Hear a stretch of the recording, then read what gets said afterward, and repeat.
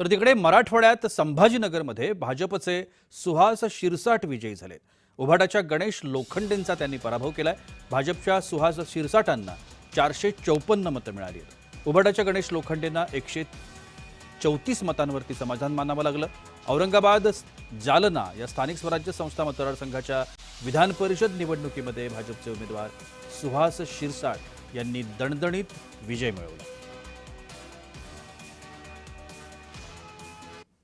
जो महायुतीनं आणि महायुतीच्या सर्व नेत्यांनी या ठिकाणी जो विश्वास माझ्यावर टाकला आणि या ठिकाणच्या सर्व महायुतीच्या कार्यकर्त्यांनी एकत्रितपणे काम केलं। सावे साहेबांच्या नेतृत्वाखाली, कुचे साहेबांच्या नेतृत्वाखाली, चव्हाणताई या ठिकाणी आमदार आहेत त्यांच्या नेतृत्वाखाली सर्वच जे महायुतीचे या ठिकाणी घटक पक्ष आहेत, शिवसेना असेल, शिंदे गट किंवा राष्ट्रवादी अजित पवार गट असेल, या सर्वांच्या मदतीनं आणि या सर्वांच्या कार्यकर्त्यांनी एकत्रितपणे काम केलं आणि त्याचाच निश्चितपणे हा विजय आहे।